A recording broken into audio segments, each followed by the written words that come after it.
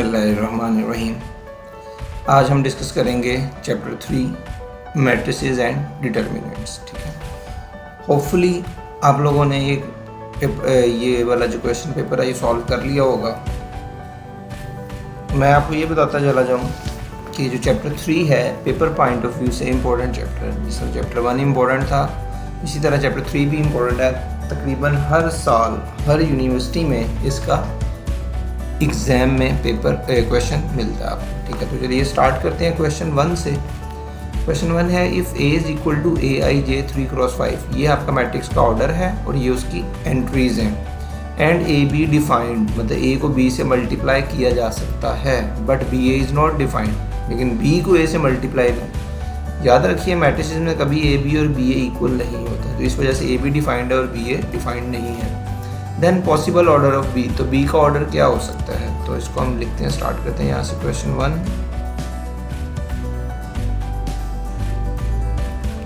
दिया हुआ है मैट्रिक्स जो ए है उसका ऑर्डर 3x5 है। मैं सिर्फ ऑर्डर लिख रहा हूँ, मैट्रिक्स ऑर्डर 3 4 5। ये मैट्रिक्स ए है और इधर बी है, बी का ऑर्डर लिखेंगे। आप देखें ए बी डिफाइंड है। आपको याद हो मल्टीप्लिकेशन में तो जो फर्स्ट मैट्रिक्स की कॉलम्स होती हैं वो सेकंड मैट्रिक्स के रोज के इक्वल होनी चाहिए। अगर इक्वल हैं तो मल्टीप्लिकेशन पॉसिबल है। इसका मतलब इसकी कॉलम्स हैं 5, तो 5 ही आपकी रोज होनी चाहिए। अब देखते हैं ऑप्शन 5 किस में है। हाँ जी, ए में ही है और बी में भी है, तो इसका मतलब सी और डी हमारा आंसर नहीं हो सकता। तो ए और बी में 5x3 और 5x4 है, तो ये दोनों पॉसिबिलिटी हैं। लेकिन अगर बी और ए देखा जाए, मैं बी और ए का ऑर्डर लिख देता हूँ, बी और ए देखा जाए, ए का ऑर्डर तो हमें कंफर्म है 3x5। बी ए डिफाइंड नहीं है। अगर बी ए डिफाइंड है इसका मतलब ये जो इसकी रोज हैं बी वाले की कॉलम्स की इक्वल नहीं होनी चाहिए। तो ये बी ऑप्शन देखें, 5x4 लिखें, तो ये वाली जो है ये देखें ये सेम नहीं है ना, इसका मतलब ये मल्टीप्लिकेशन पॉसिबल नहीं है। लेकिन अगर मैं बी का ऑर्डर ये लिख दूँ 5x3 और इधर 3x, ये तो पॉसिबल है। लेकिन क्वेश्चन में उसने कहा हुआ है कि आपकी मल्टीप्लिकेशन क्या है, पॉसिबल नहीं है। तो इसलिए जो आंसर क्या हुआ बी का जो पॉसिबल ऑर्डर है वो क्या है 5x4, जो कि बीटा ऑप्शन में है। ठीक है, नाउ क्वेश्चन नंबर 2। क्वेश्चन 2 है if a is equal to i 0 0 i then a power 4। और आपको आइडिया होगा कि मैट्रिसेस में कभी भी पावर नहीं ली जा सकती। ठीक है, 0 0 आयोटा, एक्चुअली ए 4 का मतलब है आपको इसको 4 टाइम्स मल्टीप्लाई करना है, ए स्क्वायर इंटू ए स्क्वायर। और ए स्क्वायर आपको पता कैसे फाइंड होगा, ए स्क्वायर मिलेगा ए डॉट ए को मल्टीप्लाई करके। लेकिन ये स्पेशल मैट्रिक्स है, अगर आपको याद हो तो ये वाला आपका मैट्रिक्स जो है ये डायगोनल है और डायगोनल के साथ स्केलर भी है। तो सिंपल डायगोनल, कोई भी डायगोनल मैट्रिक्स, कोई भी डायगोनल, अगर उसकी पावर आपको 4 करनी है तो आपको इस तरह मल्टीप्लाई करने की ज़रूरत नहीं है। जस्ट आपकी जो डायगोनल की एंट्रीज है उसकी पावर कर लें। ये क्या हो जाएगा, A4 आयोटा की पावर 4 0 0 एंड आयोटा 4। और आयोटा 4 चैप्टर 1 में हमने डिस्कस किया, वो क्या होता है 1 0 0 1। तो A4 का आंसर क्या आ गया, आइडेंटिटी मैट्रिक्स, जो कि ऑप्शन में, हाँ जी ये देखिए बी ऑप्शन में दिया गया है।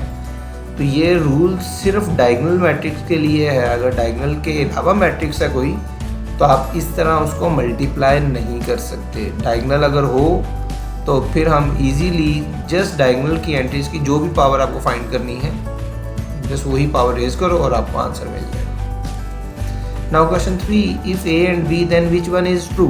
ठीक है, ये तो वैसे सिंपल सा क्वेश्चन है। A inverse is equal to A, हमें पता है जब ए का डबल इनवर्स किया जाएगा तो दोबारा मैट्रिक्स ए बन जाता है। ठीक है, तो लेकिन हमें ये दाग में क्या है, क्या ए का इनवर्स पॉसिबल है, तो ए का डिटरमिनेंट देखें नॉन जीरो है, तो इसका मतलब ए का इनवर्स पॉसिबल है। तो ए ऑप्शन तो आपकी ट्रू है। सी ऑप्शन में क्या हुआ, A B whole transpose equal to B transpose A transpose. हाँ जी, ये भी ऑलवेज ट्रू होता है। कोई भी ए बी मैट्रिक्स आ जाए अगर उनकी मल्टीप्लिकेशन पॉसिबल है तो ये आपका जो ट्रांसपोज है ये आपको सेम आंसर देगा, तो ये भी ट्रू है। बी ऑप्शन में दिया हुआ है A B whole inverse, basically ये फॉर्मूला तो ट्रू है। मैं आपको बी मैट्रिक्स जो दिया हुआ है बी मैट्रिक्स में लिख दूँ, बी मैट्रिक्स इज 3 6 2 4। 3624, ठीक है। जो बी ऑप्शन हम चेक कर रहे हैं, पहले ए और सी तो ट्रू हैं, लेकिन बी चेक कर रहे हैं, A B inverse, B inverse, A inverse. वैसे इन जनरली ये ट्रू है, लेकिन उस वक्त ट्रू है जब आपके ए और बी का इन्वर्स मिलेगा। अब ए का इन्वर्स तो मिल रहा है, लेकिन बी का अगर आप डिटर्मिनेंट चेक करो तो ये देखो क्या आ जाएगा, 4 3 12 -12, तो मिलके क्या हो गया 0। तो अगर डिटर्मिनेंट 0 होगा तो मैट्रिक्स का इन्वर्स पॉसिबल नहीं होता, ठीक है। तो इस वजह से ये वाली ऑप्शन आपकी नहीं हो सकती। तो ऑप्शन ए भी ठीक है, सी भी ठीक है। तो डी ऑप्शन में देखें वही आंसर दिया हुआ, बोथ ए एंड सी। तो so option is delta, D option. Now question 4,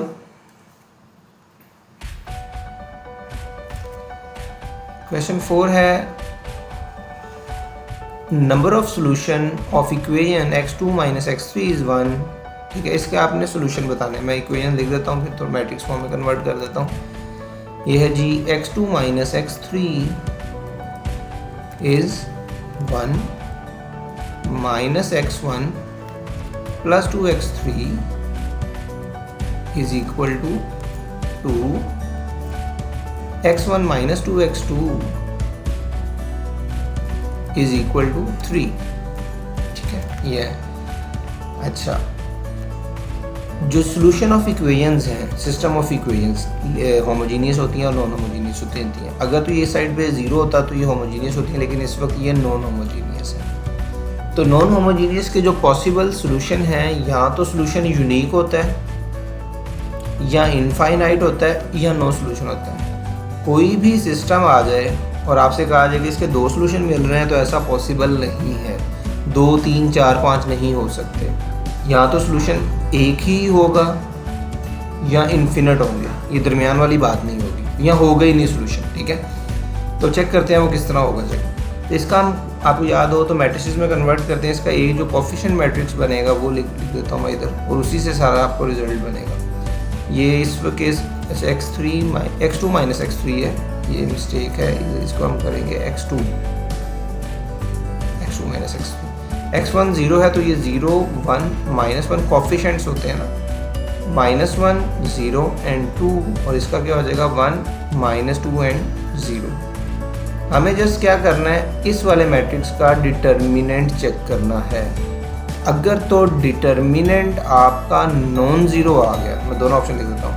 if determinant is not equal to 0 then solution is unique, और अगर डिटर्मिनेंट आपका 0 आ गया तो सोल्यूशन क्या आएगा, इनफाइनाइट सोल्यूशन होंगे। और इस केस में आपको डिटर्मिनेंट मिलेगा 0। डिटर्मिनेंट 0 है तो इसका मतलब क्या है, इन्फिनिट मैनी सोल्यूशन होंगे, ठीक है। आप चेक कर सकते हैं, डिटर्मिनेंट बड़ा सिंपल सा है, ठीक है। वो आपको प्रॉपर एक्सपेंड ही करना है। नेक्स्ट क्वेश्चन डिस्कस करते हैं। स्क्रीन थोड़ी बड़ी कर लें इसकी। क्वेश्चन ये आ गया, नाउ रैंक ऑफ 1 2 3 4 5 6 7 8 9, इसका हमें रैंक बताना है। मैट्रिसेस में 1 2 3 4 5 6 7 8 9, रैंक आपको पता है जी, number of rows in echelon form, non zero rows. जो एचिलॉन फॉर्म में नॉन ज़ीरो रोज होती हैं, जितनी नॉन ज़ीरो होती हैं उतना ही हमारा रैंक होता है। तो इसको हम एचिलॉन फॉर्म में प्रॉपर तो नहीं कन्वर्ट करेंगे, लेकिन आप 2 स्टेप से आप इसका आंसर कर सकते हैं, ठीक है। आपने क्या करना है, जस्ट ये वाली एंट्रीज को 0 बनाना है, तो आपको आइडिया हो जाएगा कौन सा है। तो इस 4 को 0 करने के लिए मुझे कौन सा ऑपरेशन यूज़ करना पड़ेगा, मैं करूँगा जी R2 में चेंज करनी है, तो R2 - 4R1, ये ऑपरेशन आपने बड़ी डिटेल से पढ़े हुए हैं। ये हो जाएगा 4 - 4 इज़ 0, 5 माइनस, जब इसको 4 से मल्टीप्लाई करेंगे तो 8 हो जाएगा, तो 5 - 8 इज़ -3, एंड 6 - 12 इज़ -6। अब इस 7 को 0 करना है, तो 7 के लिए ऑपरेशन क्या होगा, R3 - 7R1, ये हो जाएगा 7 - 7 इज़ 0, 8 - 14 इज़ -6, एंड 9 - 21, 9 - 21 इज़ -12, ठीक है। बस ये स्टेप आपको करना है तो आपको रैंक मिल जाएगा। तो रैंक देखते हैं। अच्छा, रैंक एक्चुअली होती है non zero rose in echelon form. तो एचिलॉन फॉर्म भी हमने कंप्लीट नहीं बनाई, लेकिन हम इसको आंसर करेंगे। तो क्या करना है आपने, रैंक कभी 0 नहीं हो सकता, ये भी आपने बात याद रखनी है। मैक्सिमम रैंक इसका 3 होगा, मिनिमम रैंक इसका 1 होगा, ज़ीरो नहीं हो सकता। ठीक है, ऑप्शन में देखें ज़रा क्या क्या है। रैंक 1 दिया हुआ पॉसिबिलिटी है, 2 दिया हुआ पॉसिबल है, 3 दिया हुआ पॉसिबल है, लेकिन ये ज़ीरो नहीं हो सकता। आप देखते हैं। अच्छा, जब आपने ये सिर्फ इन दो ज़ीरो को कन्वर्ट कर लेंगे तो आपने देखना ये दो रोज़ कहीं मल्टीपल तो नहीं है। हाँ जी, बिल्कुल मल्टीपल है। अगर तो ये मल्टीपल है तो रैंक 1 कम कर दें, 1 कम कर देंगे तो क्या हो जाएगा 3 - 1 विच इज़ इक्वल टू 2। और अगर ये मल्टीपल नहीं है तो क्या करेंगे, रैंक आपका 3 ही आएगा। Now question 6। क्वेश्चन 6 ये बड़ा सा आपको डिटर्मिनेंट दिया गया है, लेकिन अगर आप और करें तो ये ट्रायंगुलर मैट्रिक्स है। देखें डायगोनल की एंट्रीज हैं, ये नॉन ज़ीरोज़ हैं और ऊपर सारी की सारी ज़ीरो है। तो आपको इतना बड़ा डिटर्मिनेंट एक्सपेंड करने की ज़रूरत नहीं है। जस्ट क्या करना है आपको, ये सिर्फ ट्रायंगुलर मैट्रिक्स या डायगोनल मैट्रिक्स के लिए है। तो आपने जस्ट डायगोनल की एंट्रीज को मल्टीप्लाई कर दिया, आपको आंसर मिल जाएगा। ठीक है, आपको ये सारा वो एक्सपेंड नहीं करना, जस्ट डायगोनल की एंट्रीज को मल्टीप्लाई करें। तो अभी करके चेक करते हैं। डायगोनल में है 1 7 6, मैं लिख लेता हूँ इधर 1 मल्टीप्लाई बाय 7 मल्टीप्लाई बाय 6। और देखें डायगोनल में क्या है 1/2 एंड 1/3, 1/2 माइनस 1/3। तो चेक करते हैं इनको मल्टीप्लाई से क्या आता है। ये 7 6 ज़ा 42 और ये माइनस, ये वाला माइनस, और डिवाइड बाय 3 2 ज़ा 6। 42 डिवाइड बाय 6, 6 और 7 डिवाइड हो जाएगा, 6 7 ज़ा 42। तो आंसर इज -7, जो कि ये देखें बीटा ऑप्शन में है। तो इधर मैं ऑप्शन लिख देता हूँ बीटा। अच्छा हाँ, क्वेश्चन 5 का भी मैं आंसर लिख दूँ। क्वेश्चन 5 का आंसर है जी सी ऑप्शन, इधर लिख देते हैं सी ऑप्शन। नाउ क्वेश्चन 7 है जी, if A is equal to, बड़ा इंपॉर्टेंट क्वेश्चन है, इसको ज़रा अक्सर पेपर में आया होता है। ए मैट्रिक्स दिया हुआ है, मैं इसको प्रॉपर सॉल्व करके दिखाऊंगा आपको। A matrix is alpha 2 to alpha।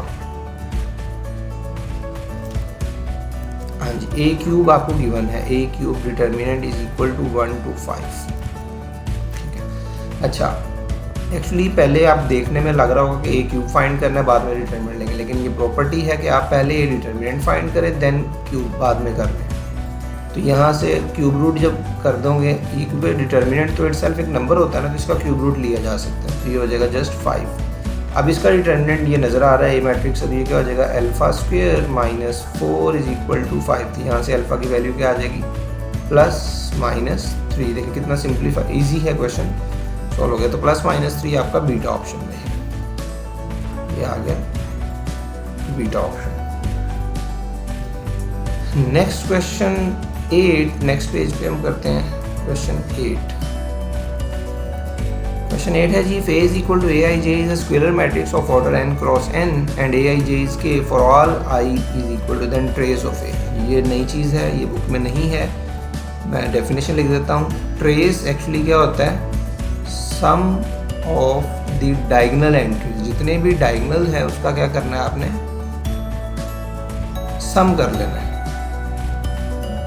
और ये डायगोनल कोई भी मैट्रिक्स हो जाए, सिर्फ डायगोनल की एंट्रीज का आप सम कर ले तो वो आपको ट्रेस मिल जाएगा। अब स्केलर मैट्रिक्स में देखें, स्केलर मैट्रिक्स होता है उसमें जो एंट्री दी हुई है वो K दी हुई है। तो अगर मैं लिखूँ, आपको लिख के दिखाऊँ, 3x3 का एग्जाम्पल के लिए लिख रहा हूँ, तो ये हो जाएगा K 0 0 0 K 0 0 0 K। ये 3x3 का लिखा है, लेकिन क्वेश्चन में उसने कहा हुआ है n क्रॉस n का, तो ये n क्रॉस n का डिटर्मिनेंट बनेगा। देखिए 3x3 में सम एंट्रीज करेंगे तो ये कितना हो जाएगा 3K, और अगर 2x2 होगा तो वो 2K बनेगा, और 4x4 होगा तो 4K बनेगा, और n×1 होगा तो हो जाएगा NK। तो सिंपल इसका आंसर क्या आ गया NK, which is in beta option. ठीक है, तो इसको जनरलाइज कर लिया हमने। Now question 9, for any 2x2 matrix A if A into adjoint of A is this। तो मैं ये भी क्वेश्चन लिख देता हूँ, प्रॉपर सॉल्व कर देता हूँ। A into adjoint of A is equal to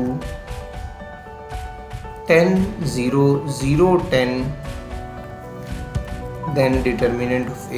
आपको ये फाइंड करना है A डिटर्मिनेंट की वैल्यू क्या होगी। अगर आपको फॉर्मूला याद हो ए इनवर्स का, ए इनवर्स क्या होता है 1/a मॉड एडजॉइंट ऑफ ए, ठीक है, ये एडजॉइंट दिया गया। लेकिन इधर देखें सिंपल ए है, यहाँ से ए डिटर्मिनेंट की वैल्यू, ए डिटर्मिनेंट इधर आएगा तो ए इनवर्स दूसरी साइड पे चला जाएगा, तो ये क्या हो जाएगा A determinant is equal to A into adjoint of A. तो आपको क्या करना है, जैसे इसका डिटर्मिनेंट फाइंड करना है, तो इसका डिटर्मिनेंट क्या आएगा 10 क्रॉस 10 इज 100, जो कि सी ऑप्शन में पड़ा हुआ है। तो ये एक फॉर्मूला जनरलाइज किया हुआ है, ठीक है, लेकिन वो एक्चुअली है सिंपल डिटर्मिनेंट ही है और कुछ नहीं है। Now question 10, if a is equal to 3003 then a inverse cube, ये भी क्वेश्चन लिख देता हूँ। देखें ये भी मैट्रिक्स आपका डायगोनल है, एक्चुअली तो स्केलर है ना, स्केलर सारे डायगोनल ही होते हैं। और करना क्या है, आपको a इनवर्स क्यूब फाइंड करना है, a इनवर्स क्यूब। अच्छा, अब मैंने अभी बताया आपको इनवर्स, तो आपको फॉर्मूला ये भी लिखा है, इससे करने की जरूरत नहीं है। तो अगर डायगोनल मैट्रिक्स है ना, तो डायगोनल मैट्रिक्स में पावर रेज करना बड़ा आसान काम है। तो पहले मैं इनवर्स फाइंड करता हूँ। इनवर्स क्या होगा, जस्ट आपने रेसिप्रोकल ले लेना है एंट्रीज का, ये हो जाएगा 1/3 और ये भी 1/3। अब हमें पावर 3 भी चाहिए, तो taking power 3 on both side, तो ये सिर्फ डायगोनल की एंट्रीज की पावर होंगी। तो 3 की पावर 3 क्या होएगा 27, 0 0 एंड 1/27, ये हमें आंसर मिल जाएगा। ऑप्शन देखते हैं। अच्छा, ऑप्शंस को चेंज किया हुआ है। अब इन देखें फर्स्ट और सेकंड रो में 1/27 मैट्रिसेस में कॉमन आ रहा है, तो बाकी क्या बच जाएगा 1 0 0 1। तो ये कौन सा मैट्रिक्स बन गया, आइडेंटिटी मैट्रिक्स। तो 1/27 आई, मैं ये लिख लूँगा इसको 1/27 आई, ये देखिए सी ऑप्शन में है, so C. Now question 11, question 11, the value of lambda,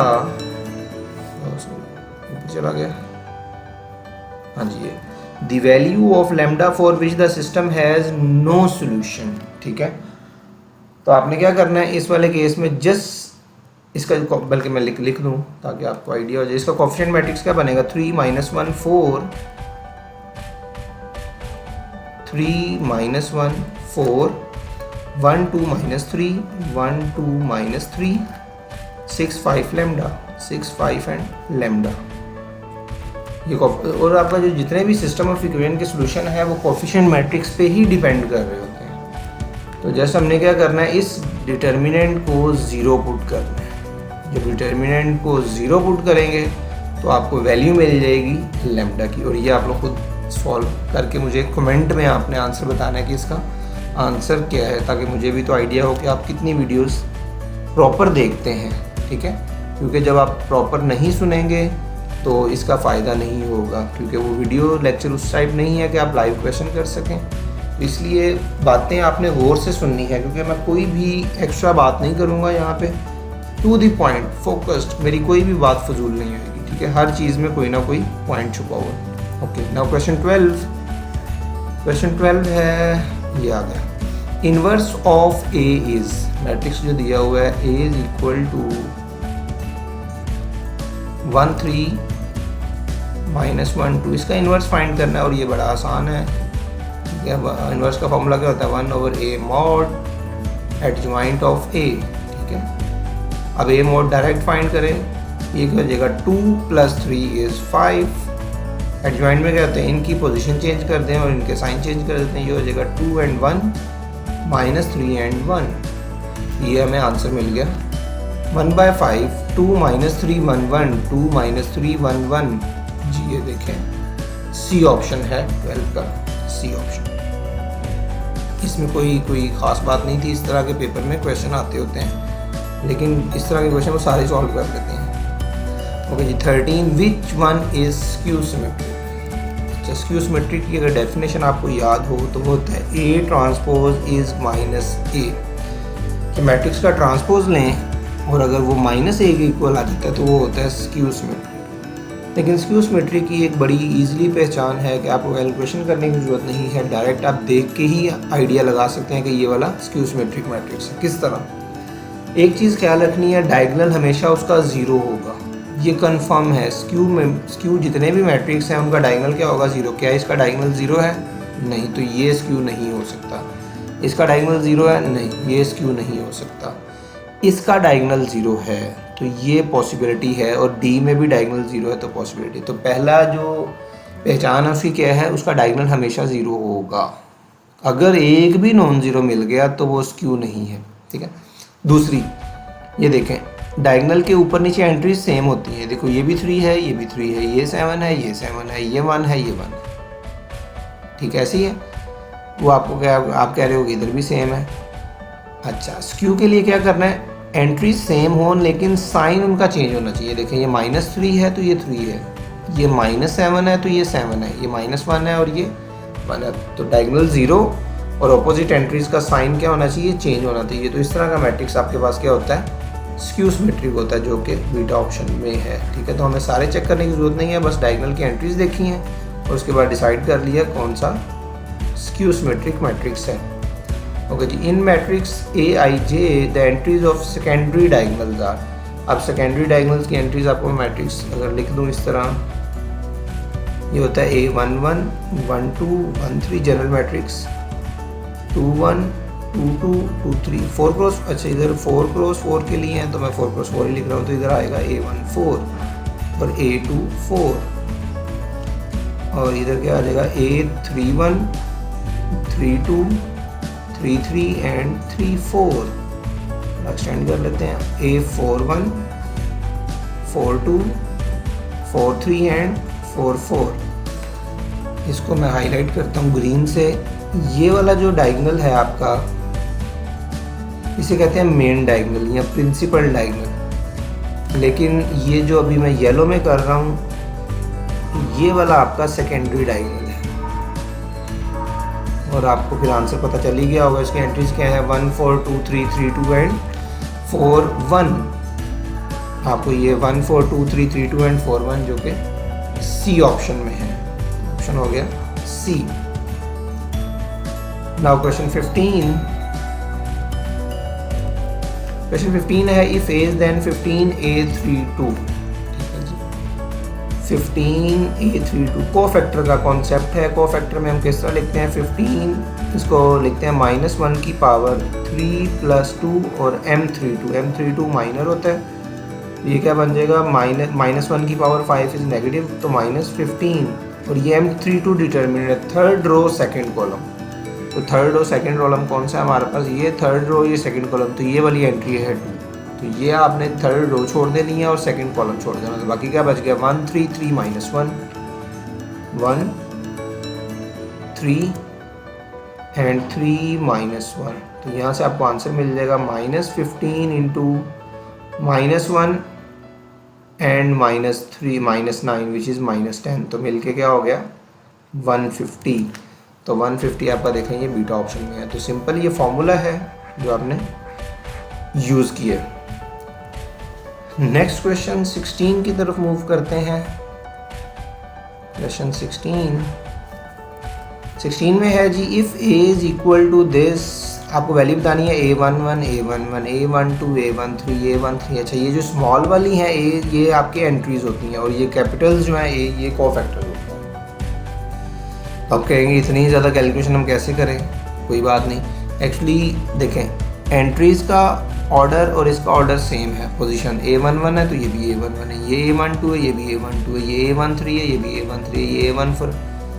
same रोज़ की एंट्रीज़ को सेम रोज़ के कोफैक्टर से मल्टीप्लाई किया गया। अगर सेम रोज़ की एंट्रीज़ हों और सेम रोज़ के कोफैक्टर हों तो एक्चुअली वो A डिटर्मिनेंट होता है और कुछ नहीं है, सिंपल A डिटर्मिनेंट। तो डिटर्मिनेंट इसका जस्ट फाइंड करना है आपको और कुछ नहीं करना। और डिटर्मिनेंट के लिए भी देखें ये मैट्रिक्स ट्राइंगुलर है, ट्राइंगल का से ऊपर हमने क्वेश्चन सॉल्व किया तो हम क्या करेंगे, जस्ट डायगोनल्स को मल्टीप्लाई कर देंगे। तो 1 × 3 -2 × 1 3 कितना हो जाएगा -6, जो कि ये देखिए सी ऑप्शन में है। तो आपको जिस इसका A डिटर्मिनेंट ही फाइंड करना है और कुछ नहीं करना है। नाउ 17 7 8 9 इस क्वेश्चन को लिख लेते हैं ताकि आपको आसानी से समझ आ जाए। 7 8 9 8 9 10 14x 16x and 18x is equal to 0। तो हमें क्या बताना है, इफ़ x की वैल्यू बतानी है कि x किसको बिलोंग कर, x 0 है, 2 है, रियल या कुछ भी, ठीक है। अच्छा, डिटर्मिनेंट इसका 0, डिटर्मिनेंट किस केस में 0 होता है, यहाँ तो दो डायगोनल 0, दो कॉलम सेम होते हैं, आइडेंटिकल होते हैं, या दो रोज आइडेंटिकल होती हैं। तो इसमें से आपको देखो कुछ कॉमन नज़र आ रहा है, इसमें से 2x नहीं कॉमन आ जाएगा, तो एंड वाली कॉलम में से 2x कॉमन ले रहे हैं हम। 7 8 9 8 9 10, तो ये क्या हो जाएगा 7 8 एंड 9। तो यहाँ से ये दो अगर कॉलम सेम है तो इसका आंसर क्या आएगा 0, ठीक है। तो दिस इम्प्लाइज दैट ये सारा का सारा क्या हो गया 0। अब x की इधर कोई भी वैल्यू पुट कर लो, ये इसने आंसर 0 ही देना है। देखिए आप 2 पुट करें तब भी 0 आएगा, 3 पुट करें तब भी 0 आएगा, 4 आए तो कुछ भी पुट कर लें, सारा का सारा आंसर हमेशा 0 ही मिलेगा। इसका मतलब इसका डी ऑप्शन हो गया कि कोई भी रियल नंबर आप इसमें पुट कर सकते हैं। Now question 18. If A is equal, then A minus A conjugate transpose. A minus A conjugate transpose. ये आपको बताना है कि ये क्या है। A minus A conjugate transpose is always, ये बात याद रखनी है, skew Hermitian। ये हमेशा से होगा, इसमें आप कैलकुलेट करने की ज़रूरत नहीं है। 4 एक्सरसाइज 3.4 में कुछ क्वेश्चंस हैं, A plus A conjugate transpose, A into A transpose, ठीक है। वो स्टेटमेंट्स आपको एज इट इज़ याद कर लेंगे। उसी तरह ये लिखा हुआ है कि A minus A conjugate transpose is always skew Hermitian, और स्क्यू हेर्मिशियन देखें डी ऑप्शन दिया गया। कैलकुलेट करेंगे तब भी स्क्यू आएगा। वो क्वेश्चन सिर्फ इसलिए दिया गया है कि आप टाइम वेस्ट करें उधर, ठीक है। तो टाइम वेस्ट करने की ज़रूरत नहीं है, जस्ट आपको पता है कि ये हमेशा ही स्क्यू हेर्मिशियन होगा। तो आंसर कीजिए और नेक्स्ट क्वेश्चन पे मूव कर लें। नेक्स्ट है जी, which one is reduced echelon form. इनमें से कौन सा रिड्यूस एचिलॉन फॉर्म है। रिड्यूस एचिलॉन फॉर्म में होता है जी लीडिंग एंट्री 1 बनाते हैं, उसके नीचे 0 होता है। आप देखें लीडिंग एंट्री इस केस में ये आपको 1 मिल रही है, तो इसके नीचे जीरोज़ हैं, जीरोज़ हैं। नेक्स्ट रो में जो लीडिंग एंट्री मिल रही है आपको वो इससे पीछे आ गई है, तो लीडिंग एंट्री कभी पीछे नहीं आ सकती। तो लीडिंग एंट्री कभी भी पीछे नहीं जा सकती, ये हमेशा आगे की तरफ जाएगी। तो ये वाली आपकी रिड्यूस एचिलॉन फॉर्म नहीं है।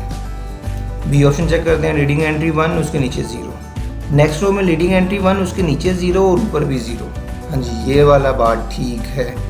और ये नीचे सारे जीरोज़ हैं, कोई बात नहीं। लीडिंग एंट्री ज़रूरी नहीं है कि लीडिंग एंट्री हमेशा हर रो में मिले, किसी रो में ना भी हो तब भी चलेगा। तो बी ऑप्शन हमारा ठीक है। सी भी चेक कर लेते हैं। ये लीडिंग एंट्री 1, उसके नीचे 0। लीडिंग एंट्री 1, उसके नीचे तो 0 है लेकिन ऊपर 0 नहीं है। तो रिड्यूस एचिलॉन फॉर्म में नीचे भी 0 होना चाहिए और ऊपर भी 0 होना चाहिए। ये सिंपल एचिलॉन फॉर्म है, रिड्यूस्ड नहीं है। तो ऑप्शन हमारे पास सिर्फ और सिर्फ क्या है, बी ऑप्शन है। ये आ गया बीटा ऑप्शन इसका answer. Now question 20। Question 20 is the matrix Q is, अच्छा जिस तरह अभी मैंने ऊपर आपको बताया सिमेट्रिक और स्क्यू सिमेट्रिक के लिए, इसी तरह हेर्मिशियन और स्क्यू हेर्मिशियन के लिए भी कॉन्सेप्ट है, ठीक है। वो क्या है, ये डायगोनल में देखें प्योर इमेजिनरी नंबर आ जाएं, स्क्यू में हमेशा प्योर इमेजिनरी होते हैं, हमेशा या 0 होंगे या प्योर इमेजिनरी नंबर, इसमें कोई देखें रियल पार्ट नहीं है। ये पहली पहचान है आपकी। दूसरा अब देखिए, और इसमें डायगोनल की जो एंट्रीज है, इस साइड ऑपोजिट डायगोनल के ऑपोजिट जो एंट्रीज है, इसमें रियल पार्ट का साइन चेंज है। डायगोनल प्योर 0 या प्योर इमेजिनरी, और इधर क्या होगा, रियल पार्ट का साइन चेंज होगा। तो वो मैट्रिक्स आपके पास क्या होता है, स्क्यू हेर्मिशियन। और अगर इधर आपका कोई भी रियल नंबर आ जाए और इधर कोई भी रियल नंबर आ जाए और इधर कॉन्जुगेट हो एक दूसरे का, तो उसे हम कहते हैं हेर्मिशियन। लेकिन इस केस में ये प्योर इमेजिनरी है और इधर रियल पार्ट का साइन चेंज है, तो ये क्या होगा, स्क्यू हेर्मिशियन। 20 जो कि डेल्टा ऑप्शन में है। तो इसको हम सॉल्व करने की ज़रूरत नहीं होती, डायरेक्ट ही हम देख के इसका आंसर कर लेते होते हैं। नाउ क्वेश्चन 21 थोड़ा सा विजिबल कर लें, ये आ गया। द सॉल्यूशन हैज़, अच्छा ये फिर वही सिस्टम ऑफ इक्वेशन से क्वेश्चन आ गया। सिस्टम ऑफ इक्वेशन का जो क्वेश्चन है आपका, मैं इधर उसको दोबारा उसका कोफिशिएंट मैट्रिक्स आपको बना के दिखाता हूँ पहले। और ये इस वक्त होमोजीनियस सिस्टम है, ये देखें 0 0 0 दिया हुआ है। तो 1 1 2 1 1 2, सेकेंड क्या है 2 -1 7 2 -1 7 3 5 4। इस सिस्टम का, अच्छा ये होमोजीनियस सिस्टम है। होमोजीनियस सिस्टम में एक चीज़ याद रखें, कभी भी नो सॉल्यूशन वाली पॉसिबिलिटी होती नहीं है, ठीक है, ये कभी भी नहीं हो सकती। ट्रिवियल हमेशा कंसिस्टेंट होता है, जो आपका होमोजीनियस सिस्टम होता है ये हमेशा कंसिस्टेंट होता है, मतलब इसका सॉल्यूशन मिलना ही मिलना है आपको। अब वो सॉल्यूशन किस टाइप के हैं वो डिपेंड करता है इसके डिटर्मिनेंट पर। तो मैं फिर लिख देता हूँ, अगर तो डिटर्मिनेंट, दो पॉसिबिलिटीज़ हैं, या तो डिटर्मिनेंट 0 होगा या डिटर्मिनेंट नॉन 0 होगा। और अगर डिटर्मिनेंट 0 है तो आपके इन्फिनिट सॉल्यूशन होते हैं, इनफाइनाइट सॉल्यूशन। और अगर डिटर्मिनेंट नॉन 0 है तो यूनिक सॉल्यूशन, और यूनिक चूँकि होमोजीनियस है तो इसको हम ट्रिवियल कह देते हैं। तो ये भी इसका आंसर भी आप मुझे ऑप्शन में बताएंगे जिससे इसके डिटर्मिनेंट लेना है और देखना है आंसर। अगर 0 आ रहा है तो इन्फिनिट मैनी सॉल्यूशन बन जाएंगे, और अगर डिटर्मिनेंट आपका नॉन 0 आ रहा है तो सिंपल ट्रिवियल सॉल्यूशन होगा। ठीक है जी, इसका मुझे आंसर आप कमेंट में लिख के बताएंगे।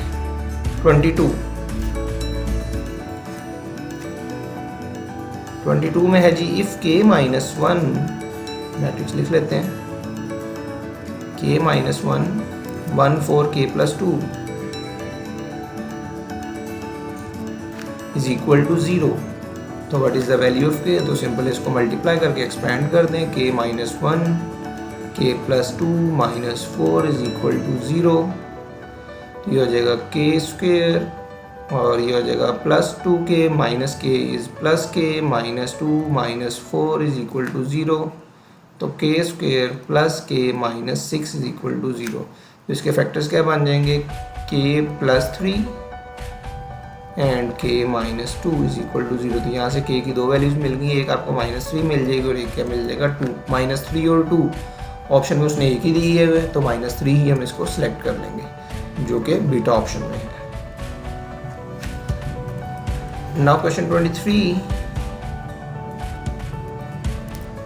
है जी, if a and b are of order 3, a और b का ऑर्डर 3, ये भी बड़ा इंपॉर्टेंट क्वेश्चन है।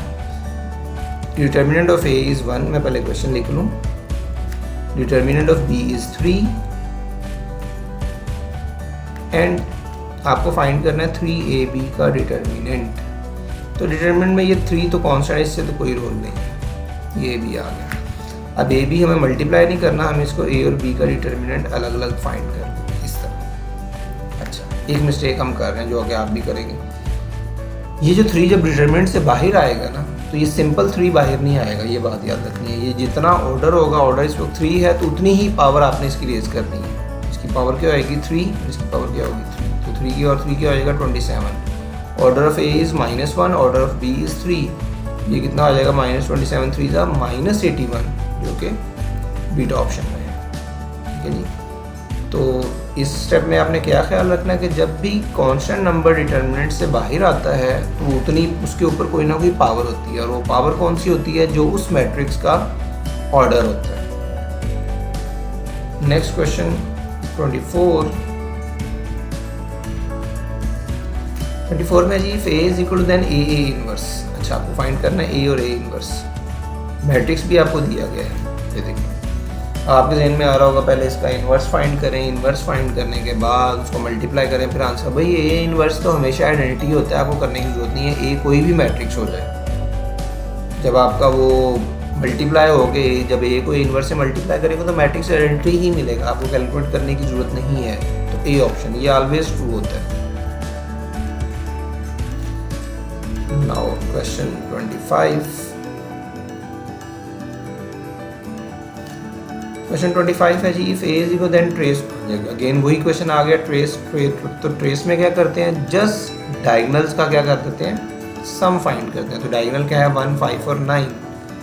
अच्छा, ए ट्रांसपोज है, तो ए ट्रांसपोज जब इसका अच्छा ट्रांसपोज लेने से आप जब ट्रांसपोज लेके चेक भी करेंगे, ट्रांसपोज में क्या करते हैं, रोज़ को कॉलम में चेंज कर देते हैं। लेकिन जब भी रोज़ को कॉलम में चेंज करते हो आपकी डायगोनल कभी चेंज होता ही नहीं है, ये आप चेक करके देख सकते हैं, डायगोनल सेम रहेगा, अपनी पोजीशन पे ही रहेगा।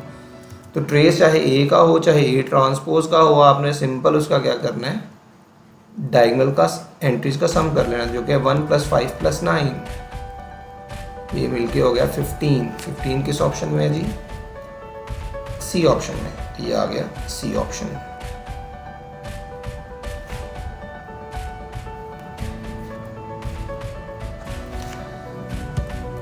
नाउ क्वेश्चन 26 है जी, इसको थोड़ा हाईलाइट कर लें जी, आगे ऊपर 26 है ए, देन ए डिटर्मिनेंट। अब ए डिटर्मिनेंट इसका फाइंड करना है, और आपको लग रहा होगा इसका डिटर्मिनेंट 0 है। 0 2 3 -2 0 5 -3 -5 0, ठीक है। डायगोनल की एंट्रीज अगर 0 हो जाए तो आपने ये नहीं कर देना डिटर्मिनेंट 0 है, आपने इसको प्रॉपर एक्सपेंड करना है। तो एक्सपेंड करके इसका भी आंसर आप मुझे नीचे कमेंट में बताएंगे, ठीक है जी। बड़ा सिंपल क्वेश्चन है, इसमें कोई मुश्किल बात नहीं है, ठीक है जी, तो आप इजीली कर सकते हैं। Now question 27, a = i² then a² + a³, ठीक हो गया।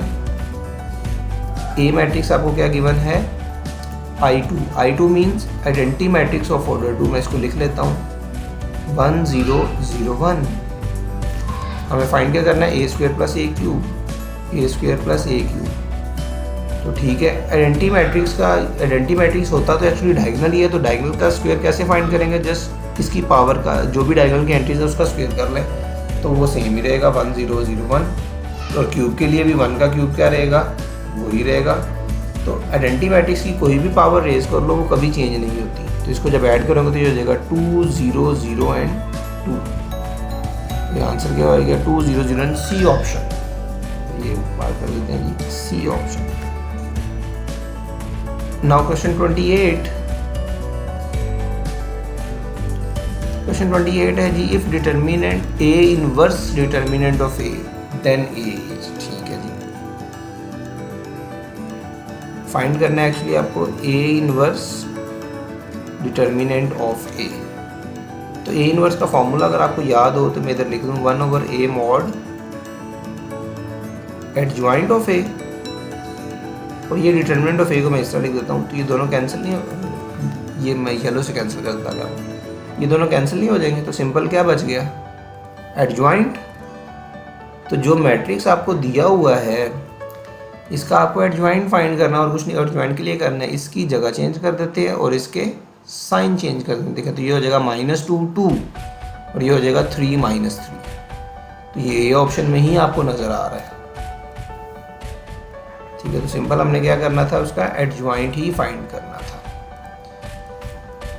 नेक्स्ट क्वेश्चन प्रीवियस हमने देखा कौन सा किया, 28। अब आ जाते हैं क्वेश्चन 29 पे। क्वेश्चन 29 है the roots of the equation are, okay, matrix बना लेते हैं पहले। 1 + x 1 1 1 1 + x 1 1 1 1 + x, और इसको किसके इक्वल रखा गया, 0 के इक्वल रखा गया। और हमें वैल्यूज बतानी है x की, तो एक तो भाई ये है, हम इसको क्या करें, सिंपल एचेलॉन फॉर्म में कन्वर्ट कर लें। कन्वर्ट करने के बाद या इसका डिटर्मिनेंट एक्सपेंड कर लें, और जो भी इक्वेशन आएगी उसको सॉल्व करेंगे तो एक्चुअली वैल्यूज मिल जाएगी, लेकिन वो एक लेंथी प्रोसेस है। अगर हम ये काम करें, बैक सॉल्व कर लें, क्योंकि डिटर्मिनेंट इसका 0 उसने खुद बताया हुआ है, ये देखें ना, डिटर्मिनेंट उसने 0 खुद बताया हुआ है। डिटर्मिनेंट 0 कब होता है, या तो सारी एंट्रीज 0 हो जाए, तो 0 तो नहीं हो सकती, ये 1 1 दिया हुआ है। दूसरी ऑप्शन में क्या होता है कि एंट्रीज जो रोज और कॉलम्स है वो आइडेंटिकल हो जाए, कोई सी 2 रोज या कोई सी 2 कॉलम्स, तो एक्स की वैल्यू रिप्लेस करते हैं यहाँ पे। एक्स को पहले देखें ये 0 दिया हुआ है, 0 पुट करें, जब 0 पुट करोगे देखो सारी एंट्रीज 1 1 हो जाएंगी। मैं लिख देता हूँ व्हेन x इज 0, ये ऑप्शन से मैंने लिया है, ठीक है। तो ये एंट्री भी 1, ये भी 1, ये भी 1, ये भी 1 1 1 1 1 1, और इसका डिटर्मिनेंट तो ऑब्वियसली 0 ही आएगा, ठीक है। इजीली आपको नज़र आ रहा है। अच्छा, जिस ऑप्शन में 0 है तो वो हमारा आंसर हो सकता है, लेकिन ये सारी ऑप्शन में ये 0 है, ठीक है। अब -3 चेक करते हैं। अगर मैं इधर -3 पुट करूँ तो ये क्या हो जाएगा -2, ये भी -2 और ये भी -2। तो कोई भी आपको उसका रो या कॉलम आइडेंटिकल नज़र नहीं आएगी। 3 पुट करें तो ये 4 4 4 हो जाएगा। 1 पुट करने से ये क्या हो जाएगा 2 2 2 नहीं। अब देखिए ये -1 है, अगर मैं -1 पुट करूँ तो ये क्या हो जाएगा, ये भी 0 हो जाएगा, ये भी 0 हो जाएगा और ये भी 0 हो जाएगा। और जब इसका डिटरमिनेंट एक्सपेंड करोगे तो आपको आंसर 0 मिलेगा।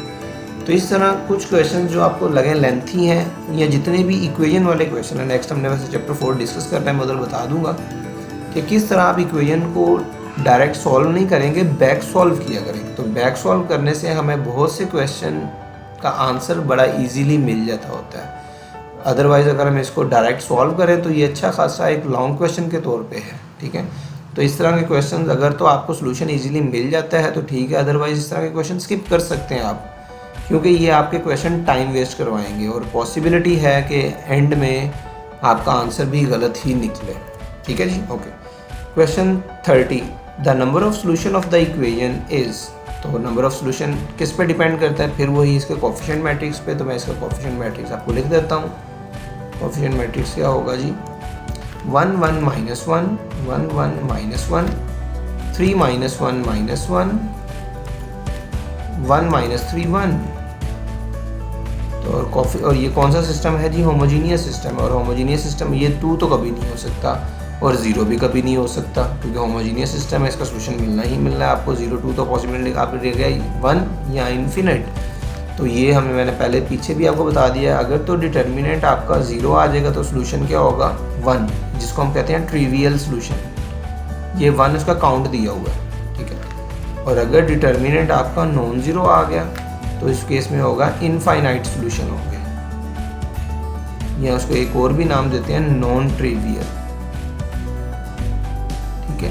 ये बुक में आपके नाम दिए गए, ठीक है। ये था आपका क्वेश्चन चैप्टर 3। नेक्स्ट इंशाल्लाह हम चैप्टर 4 डिस्कस करेंगे। Thank you very much.